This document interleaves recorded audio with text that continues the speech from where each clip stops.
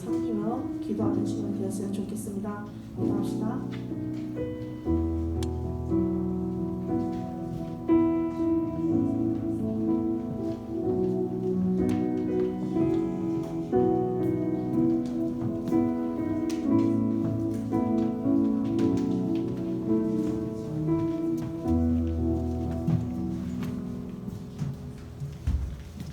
네, 반갑습니다. 고등부 예배에 나오신 여러분을 축복하고 환영합니다. 사도 신경하심으로써 고등부 예배를 시작하도록 하겠습니다. 나는 전능하신 아버지 하나님 천지의 창조주를 믿습니다. 나는 그의 유일하신 아들 우리 주 예수 그리스도를 믿습니다. 그는 성령으로 잉태되어 동정녀 마리아에게 나시고 본디오 빌라도에게 받아 십자가에 못 박혀 죽으시고 장사된 지 사흘 만에 죽은 자 가운데에서 다시 살아나셨으며 하늘에 오르시어 전능하신 아버지 하나님 우편에 앉아 계시다가 거기로부터 살아있는 자와 죽은 자를 심판하러 오십니다. 나는 성령을 믿으며 거룩한 공교회와 성도의 교제와 죄를 용서받는 것과 몸의 부활과 영생을 믿습니다. 아멘. 이평강 학생이 대표 기도해 주시겠습니다.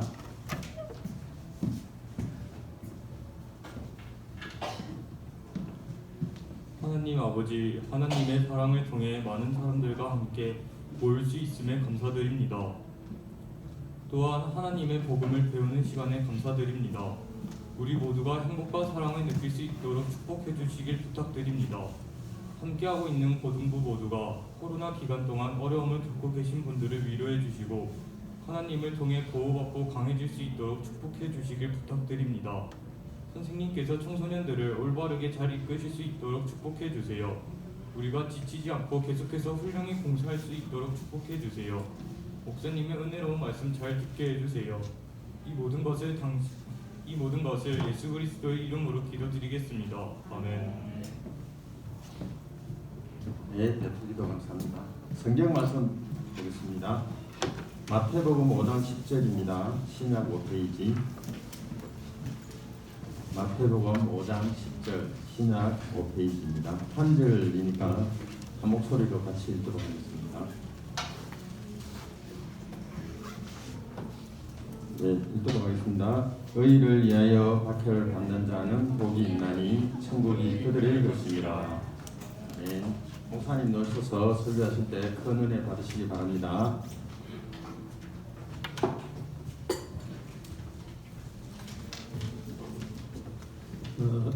친구들 반갑습니다.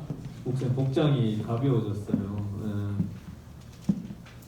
이번 주부터 아마 6월 6, 7, 8 석 달 정도 교회 공식적인 복장인데 이렇게 더우니까 보는 분들도 덥다 해서 물론 담임 목사님 설교할 때는 넥타이 메고 정장하고 본 예배에서는 그런데 평상시 이제 부목사님들 또 부서 모임 예배 때는 이렇게 입는다 그러더라고요.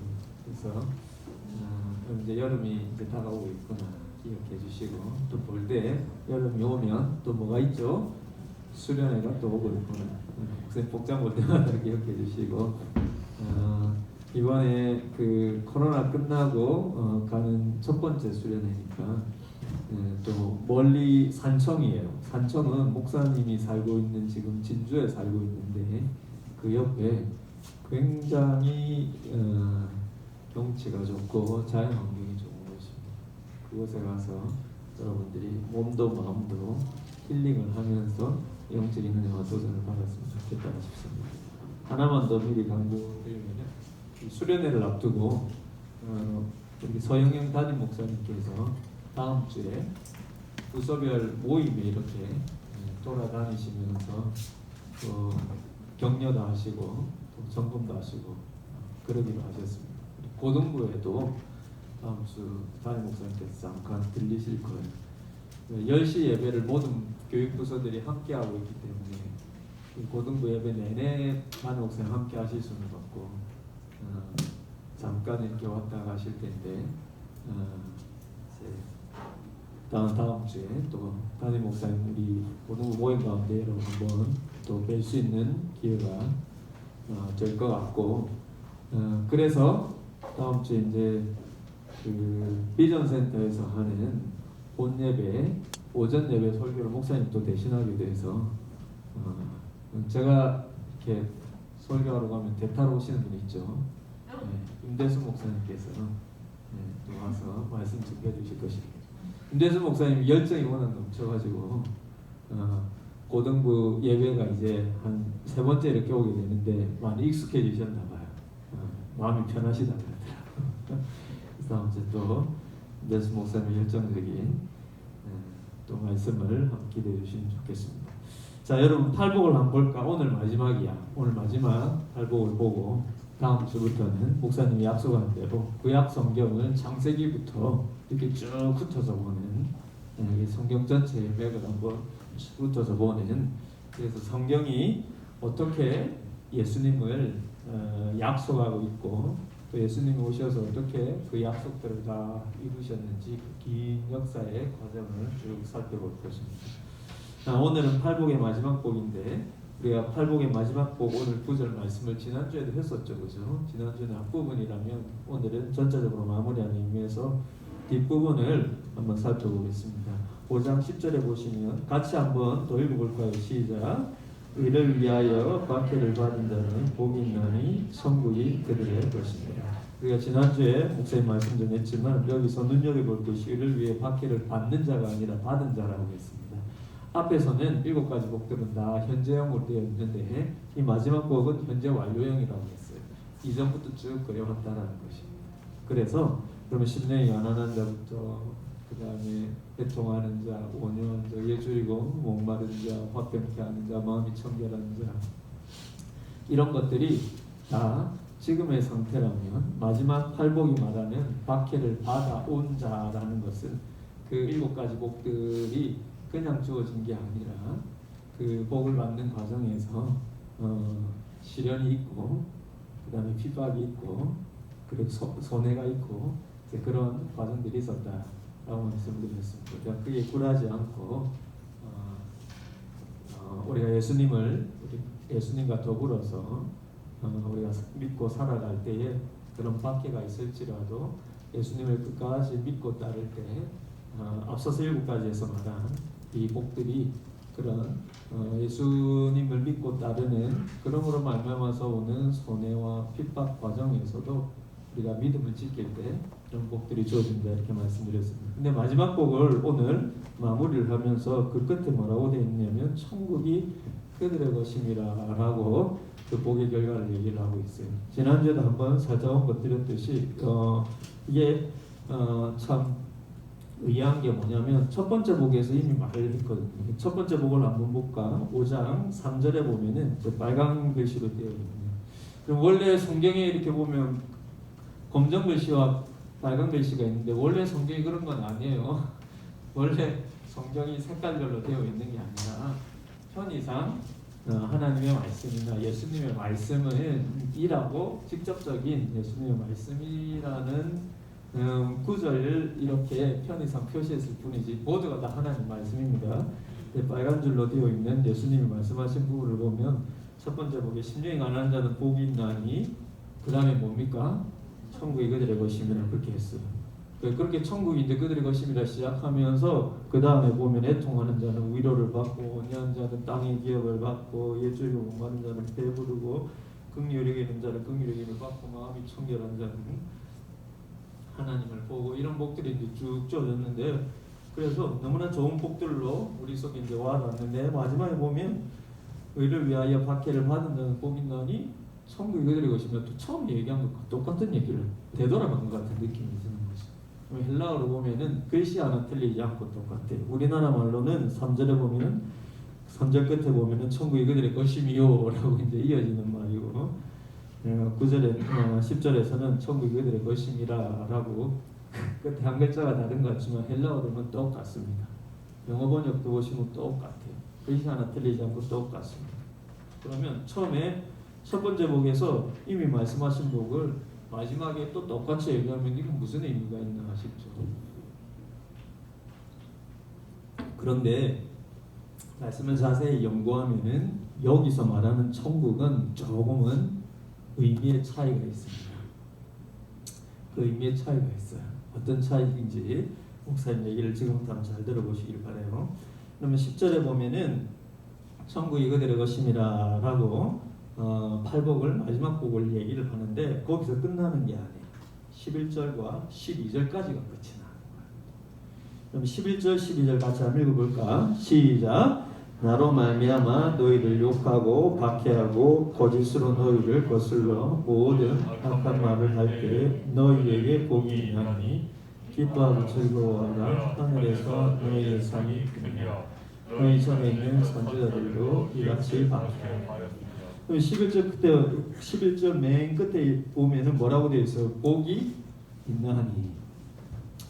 그래서 여러분 이게 헬라어로 이렇게 보면 헬라어는 이제 이 신약 성경의 그 원래 말로 되어 있는 거잖아요. 헬라어로 보면은 이게 11절과 12절의 문장이 길어서 그렇지 문장 형태로 보면은 이게 앞에서 말한 8가지 복의 한 절 한 절하고 비슷한 구조로 되어 있어요. 무슨 말이냐면은 자세히 보면 이게 팔복이 아니라 구복처럼 보이게 돼 있다. 그런데 왜 팔복이라 그러느냐? 11절과 12절의 내용이 10절 마지막 복의 내용과 똑같기 때문에 이건 새로운 복이 아니라 10절에서 말씀하신 팔복의 부연 설명과도 같은 거예요. 그래서 여러분 10절 목사님 무슨 말하는지 좀 쉬워요. 여러분 10절에 대한 부가적인 설명이 11절과 12절인데 10절에 보면은 의를 위하여 박해를 받은 자는 이게 전반부, 그 다음에 그들은 복이 있는데 천국이 그들의 것임이라 후반부라고 했을 때 11절은 10절의 전반부를 설명을 하고 있고 그러면 12절은 10절의 후반부를 설명하고 있다는 거예요. 그래서 한번 볼까요 여러분? 10절의 전반부가 뭐야? 의를 위하여 박해를 받은 자는 복이 있나니. 그렇지? 의를 위하여 박해를 받는다는 게 뭔가? 이 의는 하나님의 나라와 그 의잖아요. 그죠? 하나님의 나라의 그 의를 위해서 박해를 받는 모습이 11절에 구체적으로 나와 있어. 볼까? 나로 말미암아 너희를 욕하고 박해하고 거짓으로 너희를 거슬러 모든 악한 말을 할 때에 너희에게 복이 있나니. 이게 바로 10절에서 말한 의를 위하여 박해를 받은 자는 복이 있나니.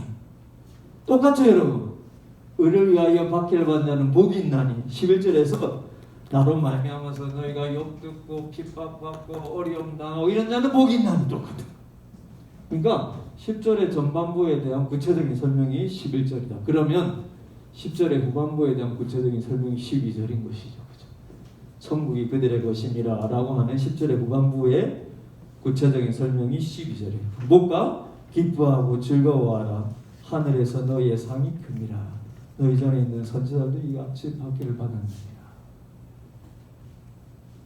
그럼 헬라어로 보면은 어떤 자들은 복이 있는데 왜냐하면 뭐 때문이다 이렇게. 11절 12절도 똑같아요.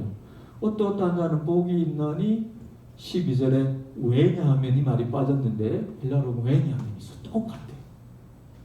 왜냐하면 10절에서 왜냐하면 천국이 그들의 것이기 때문에 예수님 믿고 예수님 말씀 따라 살아가다가 박해를 받아도 손해를 보아도 복이 있는데 왜냐하면 천국이 그들에게 있기 때문에. 11절 12절에 구체적인 설명이 됐죠. 계속 목사님 반복하지만 예수님 때문에 욕먹고 예수님 때문에 핍박받고 손해보는 자는 복이 있나니 12절에 왜냐하면 생략됐죠. 왜냐하면 다시 한번 볼까? 기뻐하고 즐거워하라. 하늘에서 너희의 상이 크기라. 목사님 왜 이렇게 길게 얘기하냐면 하늘에서 너희의 상이 크기 때문에 너희가 기뻐할 수 있다. 그래서 10절에서 말하는 천국은 뭘 얘기하냐면 우리가 정확히 얘기하면 죽어서 가는 영원한 하나님 나라입니다. 그러면은 3절에서 말한 첫 번째 복에 심령이 가난한 자는 복이 있나니 천국이 그들의 것임이라고 할 때 그 천국은 한자로 천국이죠. 그럼 우리가 흔히 말하는 하나님 나라죠. 3절에서 말하는 하나님 나라는 뭐냐? 3절에서 말하는 하나님 나라는 정확히 구분해서 얘기하면 이 땅에 임한 하나님의 나라예요. 그럼 예수님께서 하나님의 나라를 마치 두 가지로 분류해서 설명하는 듯이 말씀을 해주세요. 정확히 하나님 나라는 물론 하나지만 굳이 우리가 구분하자면 두 가지로 구분할 수 있는데 뭐냐면 예수님께서 이 땅에 오셔서 우리의 죄를 대신해서 십자가에 죽어주시는 말미암아 우리에게 가져다 주신 이 땅에 임한 하나님입니다. 그리고 우리가 죽어서 가는 천국, 영원한 하나님의 나라가 하나님께서 예수님을 믿는 우리에게 보장되어 있다고 약속을 해주시죠.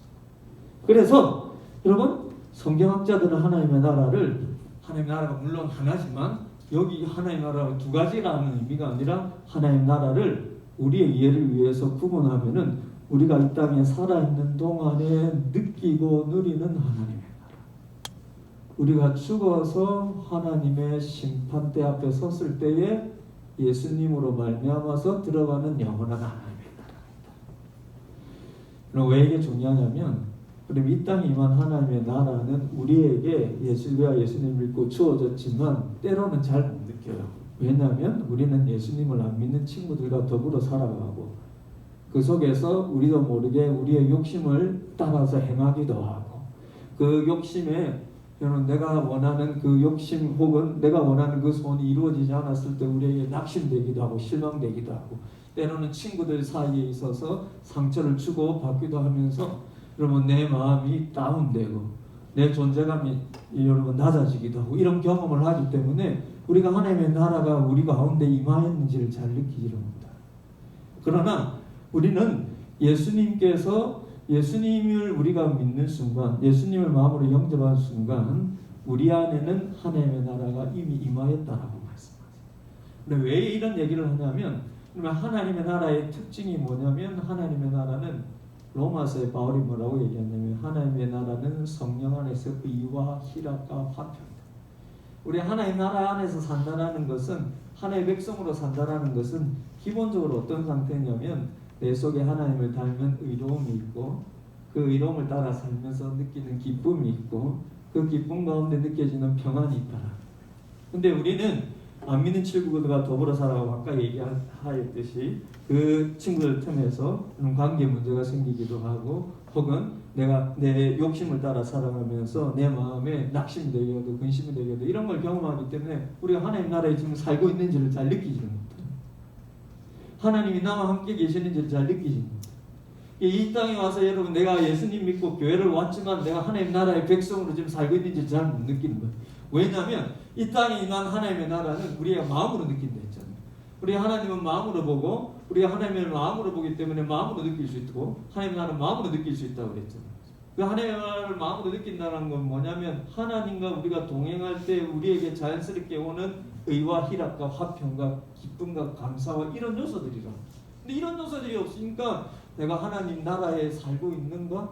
하나님 나라가 내게 임하였는가? 하나님 나와 함께 하시는 건가? 여러분, 이런 느낌을 받는다. 생각해 보면은 하나님의 나라가 우리에게 지금 임하였다, 우리가 하나님 나라에 지금 살고 있다, 이런 감이 없어요. 왜냐하면 우리는 육신적으로 보이는 한국이라는 나라 안에 살기 때문에, 나라라는 것은 보이는 구체적인 땅이 있고 그 땅 속에서 같은 한국 사람들하고 더불어 살아가는 이 눈에 보이는 경험이 그 나라의 개념이지, 눈에 보이지도 않는데 뭐 하나님의 나라가 이 땅에 지금 뭐 임하였다라는 게 감을 못 잡고 있는 거예요. 여러분 잘 생각해 보세요. 그 나라의 백성으로 산다라는 것은 눈에 보이는 땅덩어리 안에 있는 것을 말하는 건 아니에요. 이걸 어디서 느끼느냐면은, 목사님이 이걸 경험해 왔는데, 목사님은 조금 신학 공부하기 위해서 영국에 잠시 살아본 적이 있어요.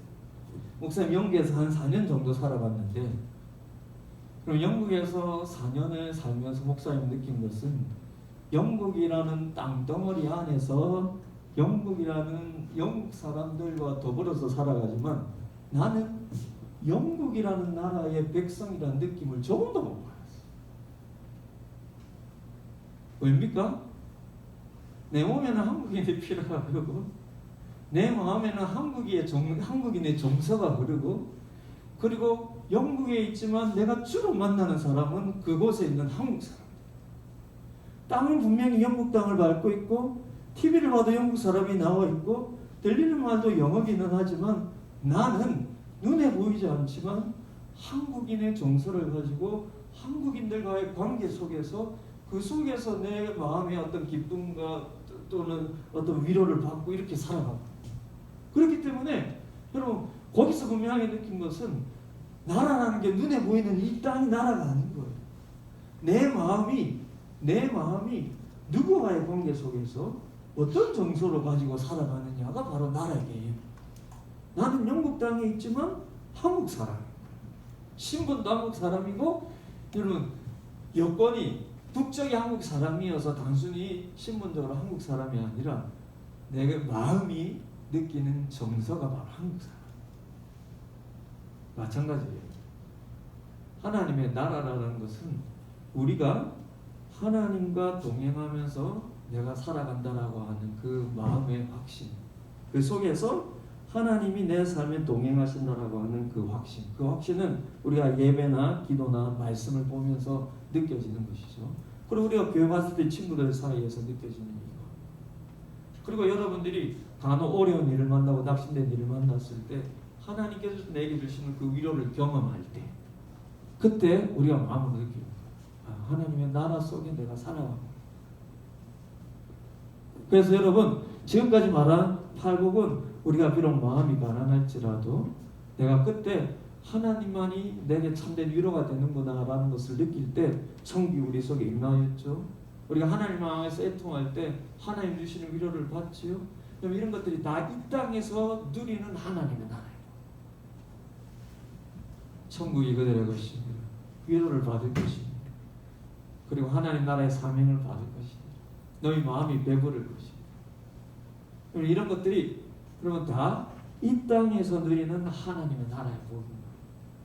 비록 우리가 어려움을 경험할지라도, 가끔은 실패를 잠깐은 경험할지라도, 가끔은 내가 원하는 대로 되지 않을지라도, 혹은 가끔은 내가 예수 믿는 사람으로 살아가면서 손해를 당할지라도, 그럼에도 불구하고 내가 여러분 마음의 감사를 잃지 않고 평안을 잃지 않고 그리고 마음의 소망을 잃지 않는 것은 우리가 하나님의 나라에 살아가고 있습니다.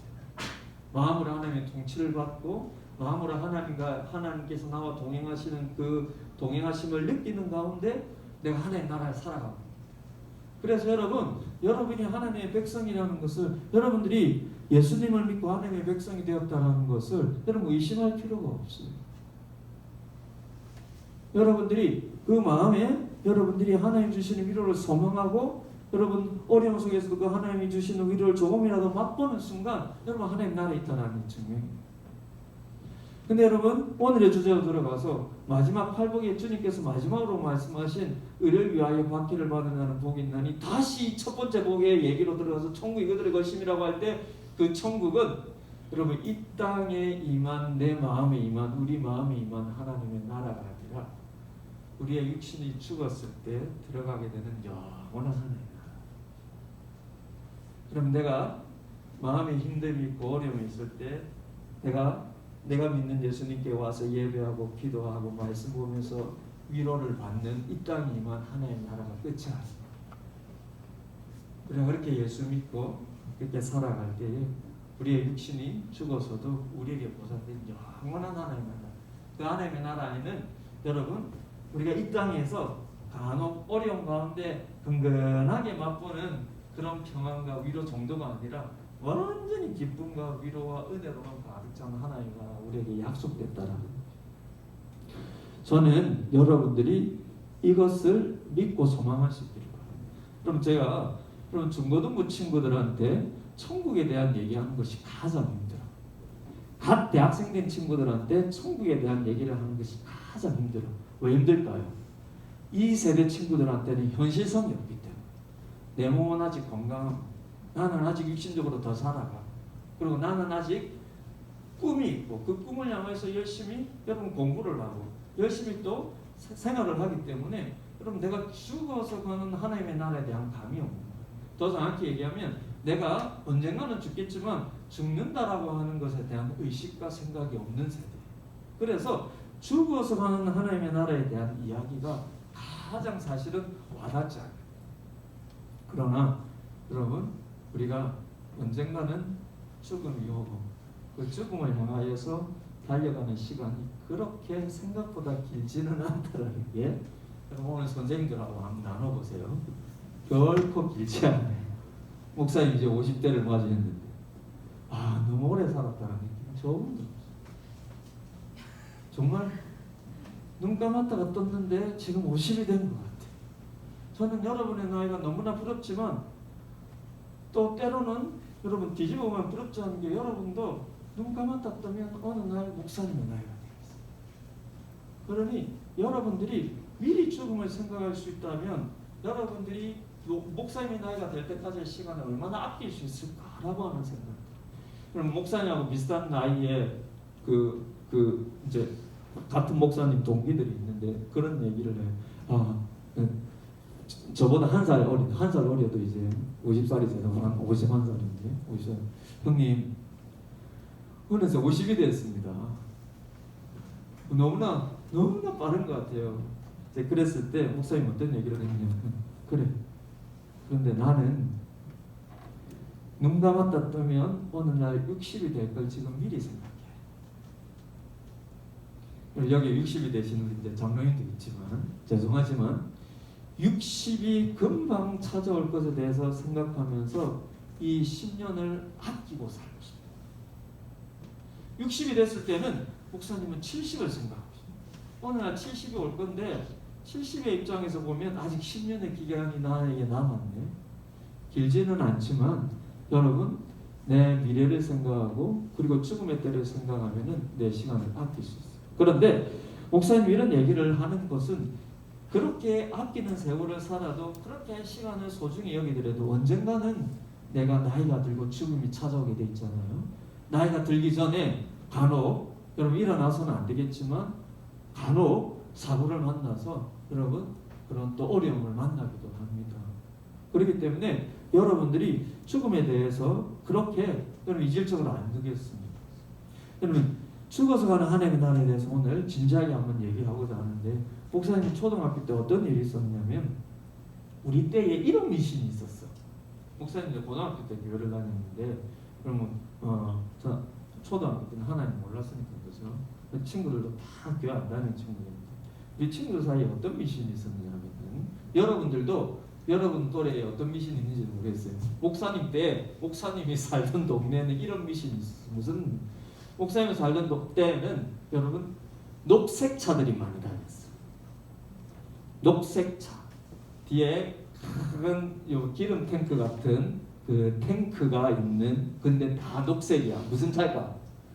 그 기름 같은 탱크에는 여러분 두꺼운 호수가 이렇게 둘러서 있어요. 자, 녹색 유조차 같은 차가 무슨 차일까? 여러분 모르죠? 잘 못 봐서 똥차예요. 옛날에는 여러분 화장실이 다 포세식이었기 때문에 지금 아파트처럼 여러분 바로 처리가 되는 것이 아니라 그 집에 밑에 여러분 땅 파보면은 거기에 배변 보험 것들이 이제 쌓여 있는 것이죠. 그러면은 그게 가득 차 있으면 이제 빼가야 되잖아, 그지? 그런 똥차가 여러분 녹색 차로. 녹색 똥차들이 참 많이 다녔어.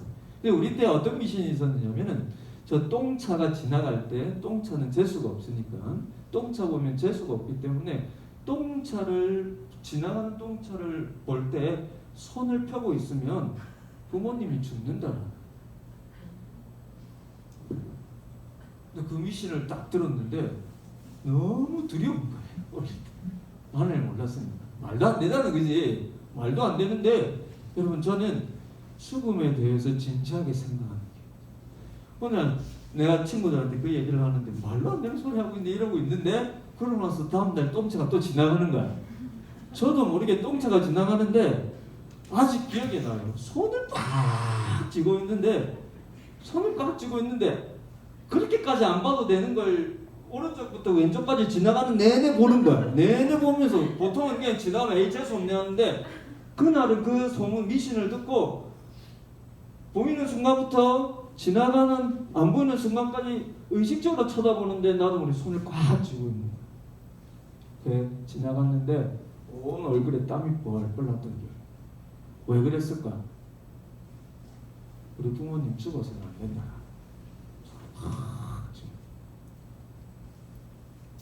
내가 우리 부모님은 죽어서는 안 된다라는 생각을 가지고 손을 팍 쥐고 저희 아버지는 이발사였어요. 목사님은 머리 감는 게 돈이 안 들었어요. 목사님 머리가 이렇게 비죽비죽한 서는 머리예요. 나이가 들어서 이렇게 죽어 있지만 옛날에는 머리가 삐죽삐죽 해서 너무나 보기가 싫었어요. 목사님 어릴 때 중학교 때 제일 많이 했던 행동이 뭐냐면 드라이기 가지고 머리 눌려 있는 사람이 너무 부러운 거예요. 저는 뭐 까치머리여가지고 저것만 길러도 삐죽삐죽.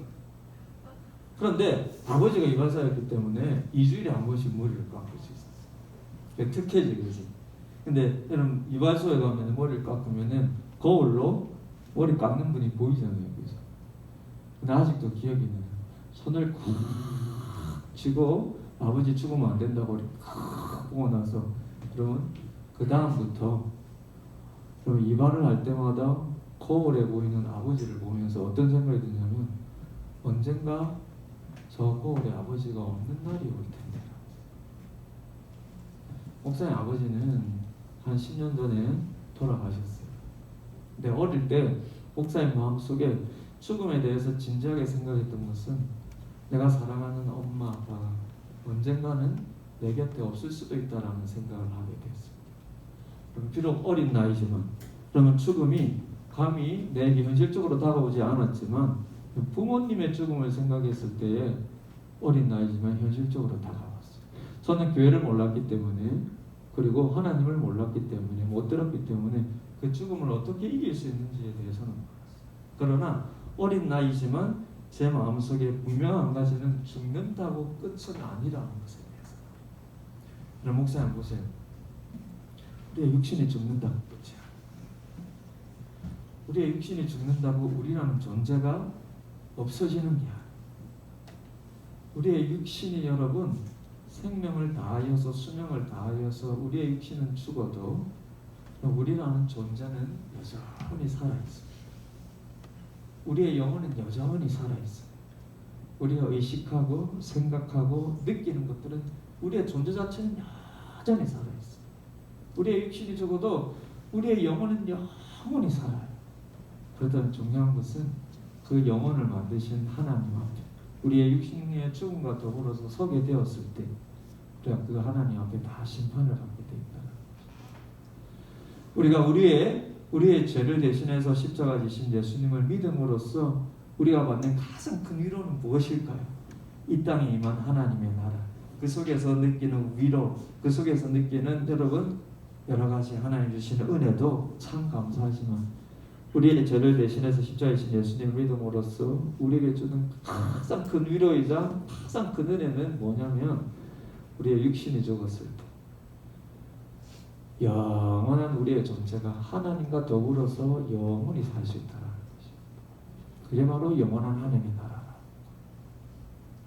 목사님 아버지는 그럴 때 아버지가 언젠가는 죽으실 텐데 언젠가는 저 거울에서 아버지를 볼 수가 없을 텐데 목사님은 교회를 안 다녔기 때문에 그렇다면 내가 영원히 아버지와 살 수 있는 길은 무엇일까 너무나 궁금했어요.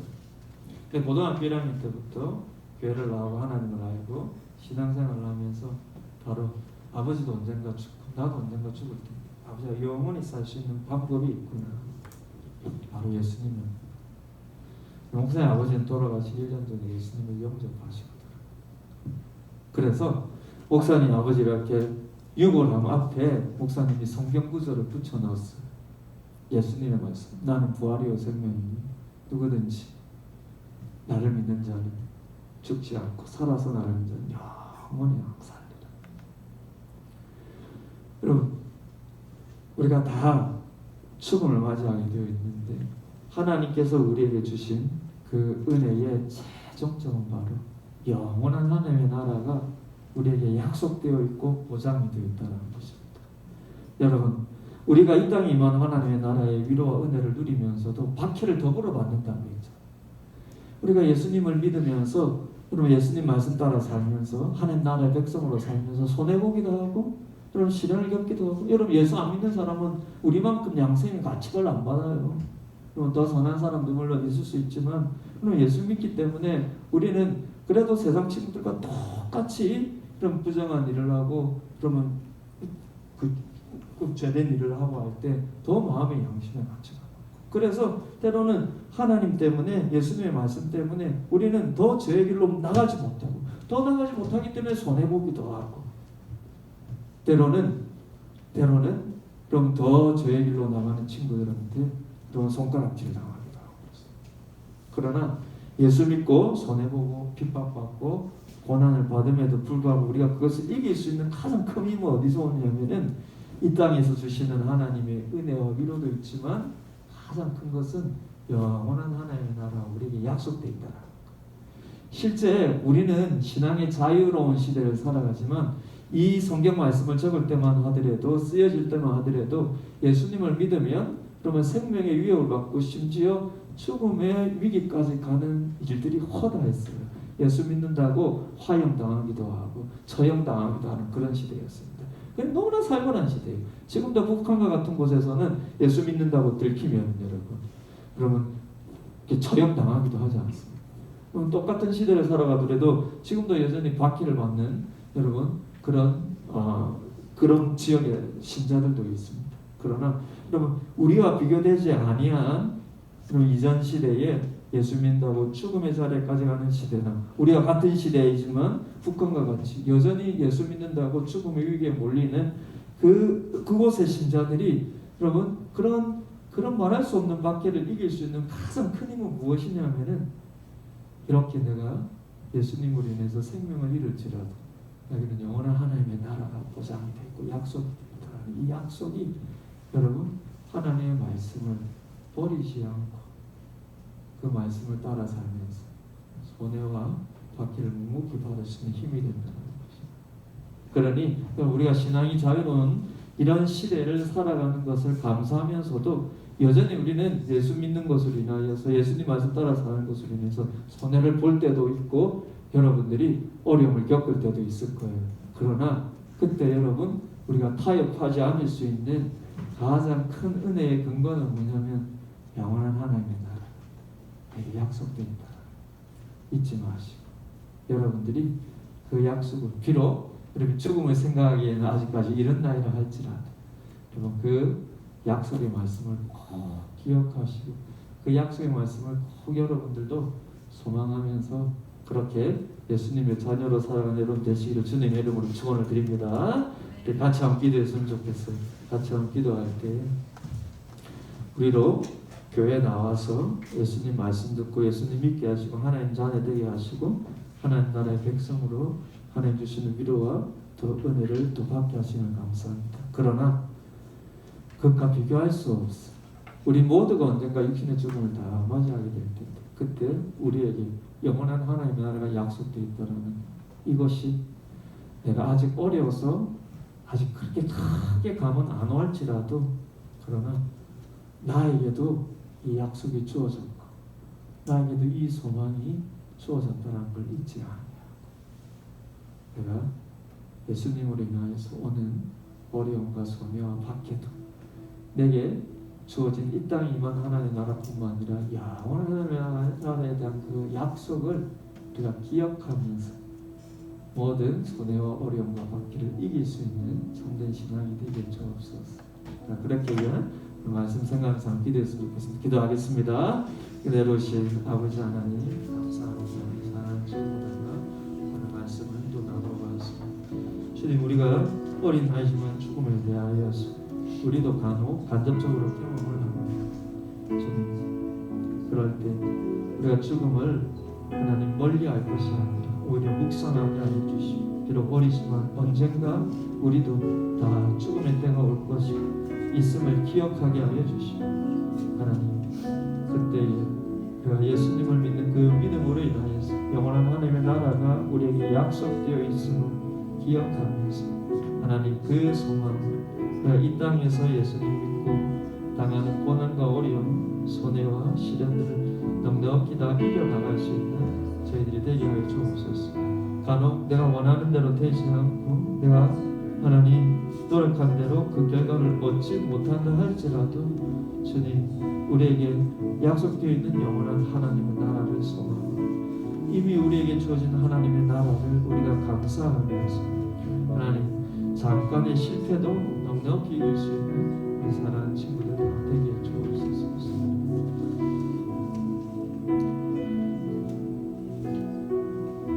꽃들도 찬양하면서 준비하신 예물 드리겠습니다.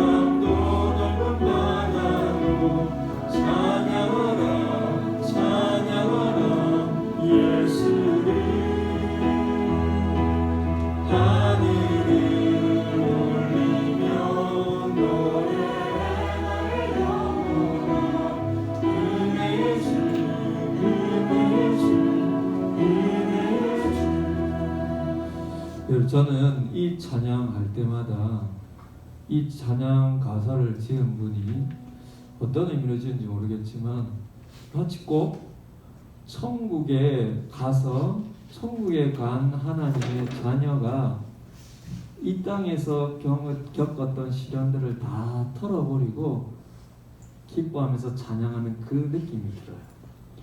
그럼 가사 한번 띄워줄래? 찬양 가사 한번 띄워줄래? 이 찬양은 일본 찬양입니다.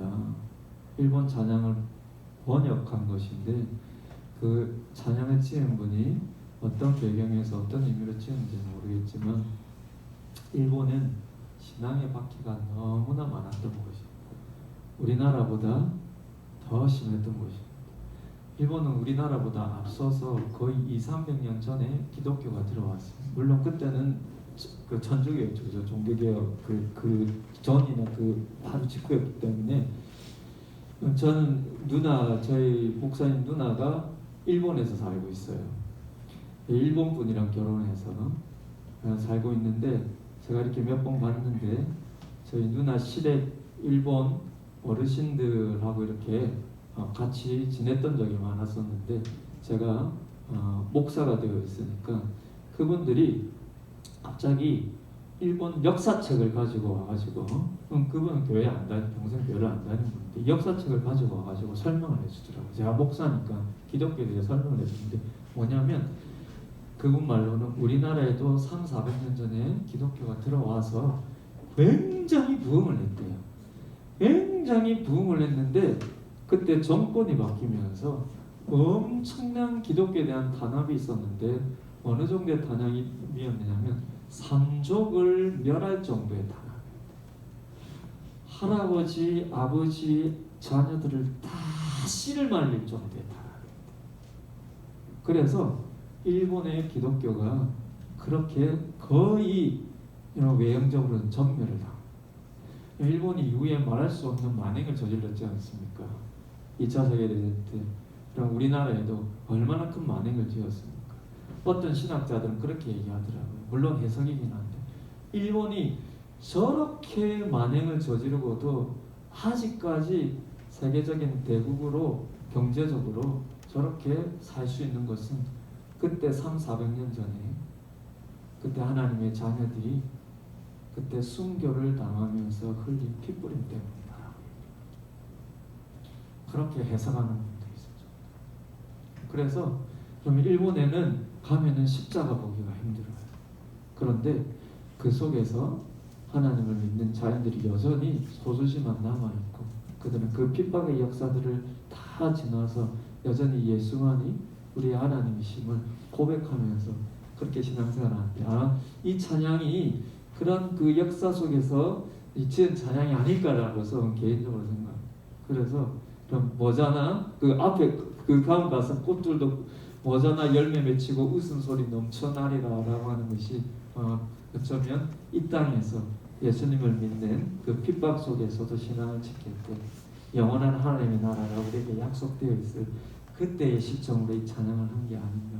그래서 이 찬양은 저는 눈물이 나고 하나님의 나라의 모습이 그려지고 그랬어요. 여러분, 우리는 너무 좋은 시대에 너무 좋은 나라에서 신앙의 자유를 가지고 이 좋은 환경에서 찬양을 드리는데 그럼에도 불구하고 여러분들이 제대로 예수님을 믿고 예수님의 자녀로 살아가다 보면은 크고 작은 어려움을 만나고 손해보는 일이 있을 겁니다. 그럴 때 여러분 우리에게 하나님께서 주신 이 영원한 하나님의 나라에 대한 그 약속을 여러분들이 꼭 기억하시고 그래서 여러분 하나님의 말씀을 포기하는 것이 아니라 여러분들에게 올 그 유익을 조금 내려놓더라도 예수님을 따르고 예수님의 자녀로 살아가는 여러분 되기를 바랍니다. 목사님 기도할게요. 하나님 감사합니다. 팔복의 말씀을 통해서 우리가 어떻게 마음으로 하나님의 나라를 느끼고 하나님이 살아계시고 우리와 함께 하심을 느끼는지 그 길을 살펴보았습니다. 그리고 오늘 마지막으로 하나님의 나라가 이미 예수님을 통해서 우리에게 임하였을 뿐만 아니라 우리가 육신이 죽어서도 우리에게는 영원한 하나님의 나라가 약속되어 있고 보장되어 있음을 우리가 오늘 마지막으로 들었습니다. 이 약속을 믿고 우리가 이 땅에서 하나님의 자녀로 살아가려는 저희들 모두가 되게 주옵소서. 예수님의 이름으로 기도드립니다. 아멘. 목사님 축도할게요. 지금 우리 구주 예수 그리스도의 은혜와 하나님 아버지의 원하신 사랑과 성령님의 함께하심, 오늘도 하나님 앞에 하나님의 나라를 소망하며 겸손히 무릎 꿇고 예배하는 여기 모든 주의 사랑하는 백성들 지금부터 영원토록 함께하실지어다. 아멘. 그래서 총무님 나오셔서 광고해 주시겠습니다. 총무 선생님.